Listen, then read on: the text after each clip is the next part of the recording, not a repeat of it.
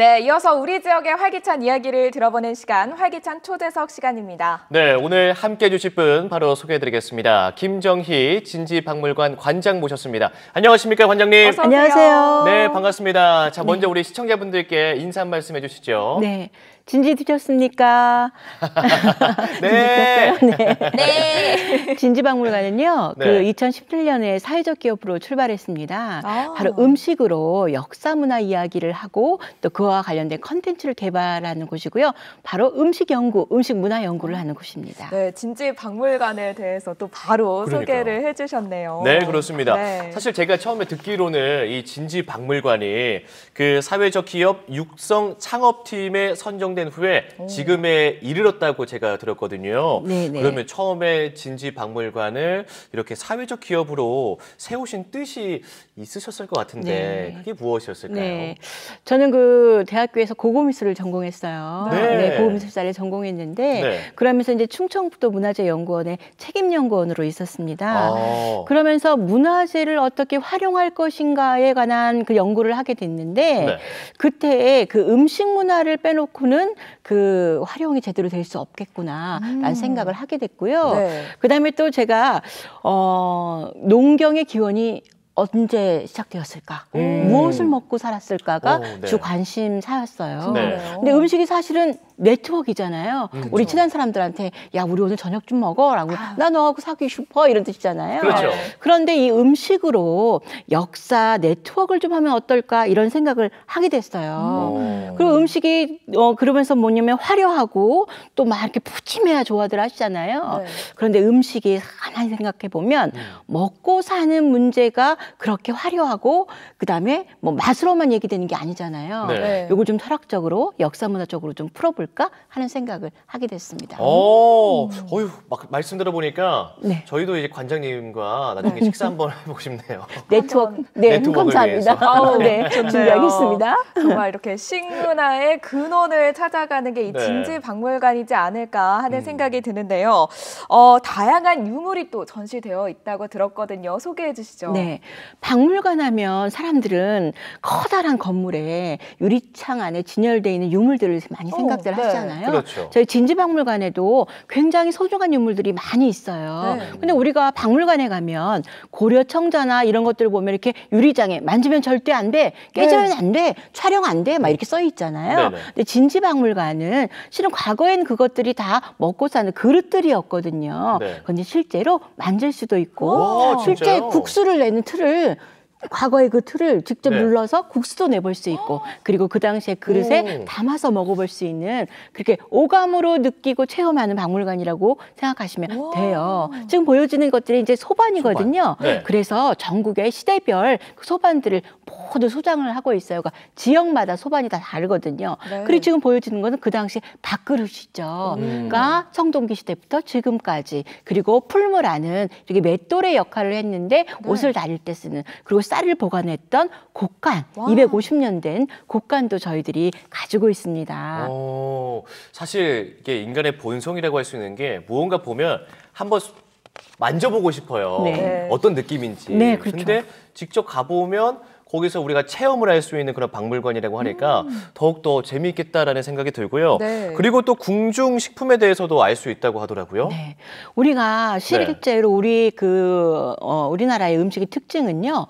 궁에서 출발해서 사대부가를 통해서 네. 이게 퍼져나가거든요. 네. 네. 그런데 가장 오래된 요리책이 우리가 생각보다 굉장히 많아요. 그런데 처음에 현존하는 가장 오래된 것은 1450년에 우와. 출간돼 바로 세종대왕께서 야 백성들을 위한 요리책을 내라고 해서 그냥 산가요록이에요. 네. 이 산가요록에는 아주 225종이나 되는 다양한 음식들을 저장하는 방법이라든지 음식을 먹는 방법들이 있거든요. 네. 근데 수은자빵이라는 사대부가가 쓴 책보다도 50년에서 100년 정도가 앞서는 아주 귀한 책이에요. 네. 그런데 그 이전에도 고려시대에도 이렇게 꼭 요리책이 아니더라도 문인이나 다른 의학서, 농서에도 네. 바로 음식 문화 이야기가 굉장히 많이 남아 있습니다.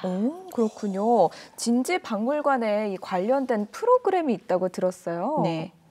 저희 진주박물관 아까도 얘기했지만 음식을 직접 만들고 하는 것들이잖아요. 네. 그래서 뭐냐면 당시의 음식 이야기를 즉 그 당시의 유물을 가지고 이렇게 체험하는 프로그램들이 있어요. 네. 그래서 여러 가지 관점으로 그 음식을 해석하고 또 실제로 체험하는 프로그램들이 있습니다. 그렇군요.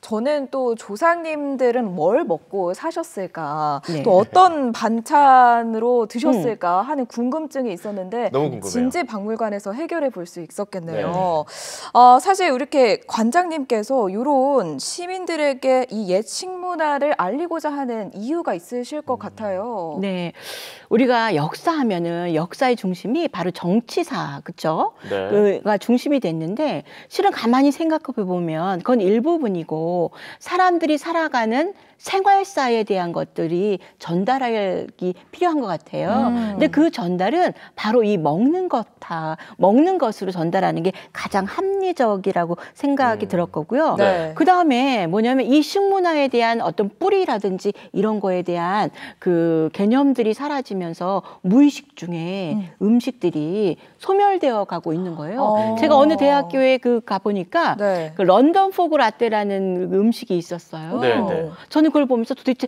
런던 포그 라떼가 뭔지 궁금했거든요. 네. 근데 가만히 생각해 보면 서서히 그 이름과 음식의 명칭에 따라서 우리의 고유적인 음식들이 사라지고 있고 식자재들이 사라져가고 있는데 바로 이런 것들이 좀 시민들이 좀 관심을 갖고 의식을 갖고 좀 알고 배워야 되지 않을까라는 생각을 좀 했습니다.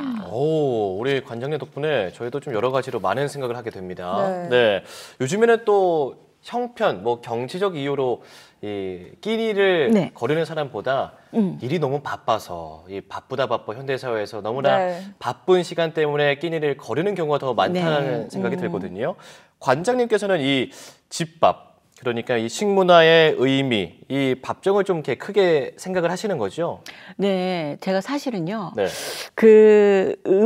진지박물관을 처음 시작할 당시에는 공명심이 굉장히 많았던 것 같아요. 내가 무언가를 알려주고 무언가를 변화시켜주고 무언가를 계승해야 되는 거 아니야? 라는 생각을 많이 했어요. 네네. 근데 시간이 지나면서 어떤 생각이 드냐면 야, 내 스스로가 내 그 가정에 대한 살림에 대한 부엌 살림에 대한 중요성을 깨닫게 되더라고요. 네. 이런 거 있잖아요. 어느 순간에 부엌 살림이 여성 해방 운동과 굉장히 밀접한 관계를 가지면서 아하. 여성이 부엌을 나와야지만 어떤 뭐에 해방된 것 같은. 근데 저는요, 지금 어떻게 얘기해 주고 싶냐면 여성들이 해방되려면 부엌을 지키십시오. 다시 부엌으로 들어가십시오라고 이야기해 주고 싶어요. 왜냐하면 바로 그 부엌 살림에서 새끼를 준비하고 또 가족들의 이야기들이 꼽히고 이런 게 적어지면서 네.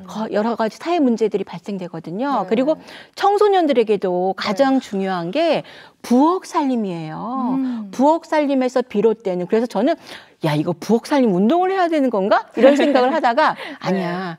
나 이제 무슨 운동 같은 거 하지 말고 내 가정에 새끼 차려서 내 아이들과 또 내가 먹는 새끼에 대한 그런 좀 진중함을 좀 갖자. 새끼 오롯이 챙겨 먹는 것만큼 중요한 게 없는 것 같아요. 맞아요. 그래서 우리가 좀 그런 부분을 좀 생각해야 되지 않을까라고 생각하고 있습니다. 네.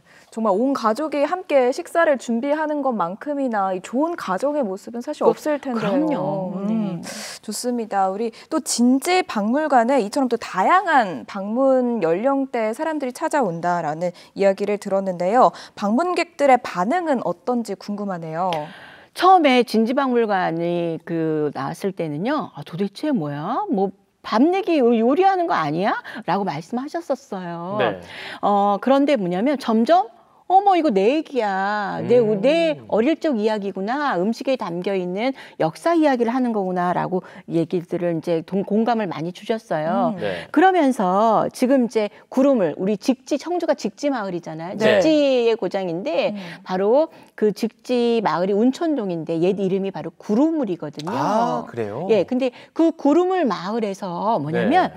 그 마을 식당, 사회적 기업을 만들었어요. 마을 기업을 만들었어요. 네. 그래서 그 고려 시대 때에 직지가 간행되었던 시대에 고려 음식을 재현해 가지고 네. 그걸 식당으로 운영을 하고 있어요. 그러니까 저를 찾아오셔 가지고 아 그래 내가 개인적으로 할 게 아니었어. 내가 알려주는 게 맞아. 이래서 그 음식을 가르쳐주고 했는데 지금 전국에서 거기 좀 오고 있고요. 또 청주시에서도 굉장히 관심을 보이고 있고요. 네.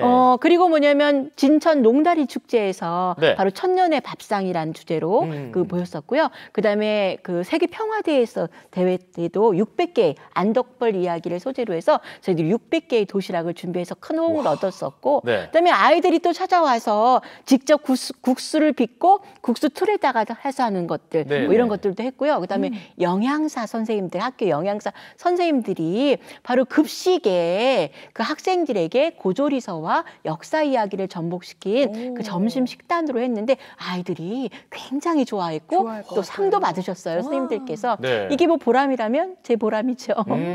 저는 뭐 개인적으로 이 콘텐츠로 어떠한 좀 활동을 만들 수 있을까 했는데 정말 다양한 체험과 교육이 이루어지고 있네요. 네. 또 우리 관장님께서는 앞서서 제가 뭐 짧게 소개를 해드렸을 때 이제 뭐 연구원이셨다고 아까 말씀을 해주셨잖아요. 지금도 그러면 꾸준히 네. 뭐 연구와 공부를 또 하고 계실 것 같은데 최근에 하고 계시는 연구나 또 관심사라고 할까요? 그런 게 있다면 네. 좀 뭐가 있을까요? 네, 지금 작년에 제가 그 청주 읍성 축제와 연관돼서 네. 청주 읍성의 어떤 하루라는 책을 출간했고요. 그다음에 지금 뭐냐면 그 구름을 마을에 워크북으로 해서 운천동 구름을 레시피라는 워크북을 출간을 했어요. 네. 근데 이 이야기가 뭐냐면 지역의 문화유산과 또 출토된 유물과 당시의 음식 이야기를 스토리화한 저희들이 일반인들이 편하게 접할 수 있는 네, 이런 연구를 꾸준하게 있고요. 네. 또 최근에 제가 이제 지난주부터 일을 맡았는데 괴산에 그 스토리 레시피를 만드는 연구하고요. 네. 레시피북과 또 괴산의 맛 이야기를 그러니까 바람과 태양과 흙과 물의 이야기를 음식에 고스란히 담아내는 일에 책임 연구를 맡게 됐습니다. 네. 그래서 이렇게 지역의 문화유산과 또 지역의 문화 자원과 연계한 음식 스토리와 또 그거를 산업화시키는 그 매개적인 역할들을 계속 앞으로 제가 해야 되는 그냥 운명이다 뭐 이런 생각을 가지고 있어요. 제가 문화재 연구원에서 연구를 하고 또 음식 공부도 하게 되고 이렇게 된 게 이 길이 아닌가라는 생각을 하고 있고 그 네. 길에 계속해서 매진하겠습니다. 아, 네, 좋습니다. 정말 세월 속에서 계속해서 전해져 내려오고 있는 이 식습관과 식문화에 대한 의미를 알 수 있었던 좋은 시간이었는데요. 마지막으로 관장님, 앞으로 어떤 계획을 갖고 계신가요? 저는 아까도 말씀드렸지만 이제 괴산군에 그 레시피 만드는 일도 열심히 할 거고요. 네. 그다음에 제 가정에 부엌 살림을 지키는 일에 제가 기본 충실을 다하고요. 그다음에 지역의 컨텐츠 만드는 음식 문화 컨텐츠를 만드는 일에 제 온 힘을 다 기울여서 여러분께 즐겁게 전해드리겠습니다. 네, 고맙습니다. 자, 오늘은 진지박물관 김정희 관장과 함께 이야기 나눠봤습니다. 관장님, 오늘 말씀 고맙습니다. 고맙습니다.